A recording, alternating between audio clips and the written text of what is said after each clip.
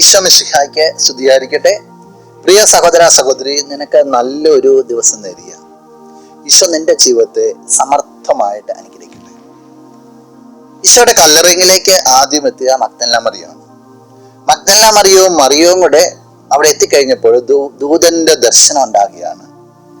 അവൻ ഉയർപ്പിക്കപ്പെട്ടു എന്ന സത്യം ആ ദൂതൻ അവന്റെ മുമ്പിൽ പ്രഘോഷിക്കുക.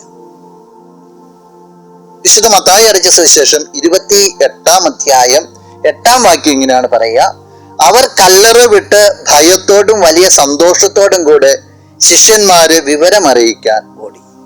ദൂതന്റെ ദർശനം വന്നപ്പോൾ അവർക്ക് ഭയമുണ്ടായി, അതേസമയം സന്തോഷം ഉണ്ടായിരുന്നു. അവർ കിട്ടിയ ആ അനുഭവത്തെ പങ്കുവയ്ക്കുവാനായിട്ട് ഓടുക. പ്രത്യേകം ശ്രദ്ധിച്ചോളാം, എല്ലാ ക്രിസ്താനുഭവങ്ങളും, ഈ ഉയർപ്പിന്റെ അനുഭവം, അത് മറ്റുള്ളവരിലേക്ക് ക്രിസ്തുവിനെ പങ്കുവയ്ക്കാനുള്ളതാണ്. അനുഭവിക്കുന്ന ക്രിസ്തുവിനെ മറ്റുള്ളവരിലേക്ക് എത്തിക്കുമ്പോഴാണ് രക്ഷാകര പദ്ധതികൾ നമ്മളിലൂടെ പൂർത്തീകരിക്കപ്പെടുക. നിനക്കത് സാധിക്കട്ടെ. നമുക്ക് പ്രാർത്ഥിക്കാം. കണ്ണുകളടച്ച് കരങ്ങൾ കൂപ്പാം.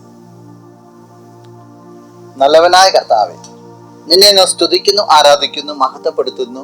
നിന്റെ നിറ സാന്നിധ്യത്തെ നന്ദിയോടുകൂടി ഓർക്കുകയാണ്. ഈ വ്യക്തി നിന്റെ നാമത്തിൽ അനുഗ്രഹിക്കപ്പെട്ടെ എന്ന് പ്രാർത്ഥിക്കുന്നു. ഉദ്ധിതനെ തിരിച്ചറിഞ്ഞ് ജീവിതത്തിലൂടെ പ്രഘോഷിക്കുവാനുള്ള കൃപാവരം ഈ വ്യക്തിയിലേക്ക് ഒഴുക്കണമേ, ഇപ്പോഴും എപ്പോഴും എന്നേക്കും. ആമേൻ.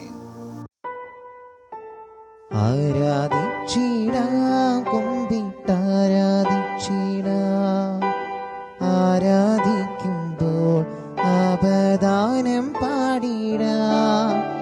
ആ പൂജിതമാ രക്ഷ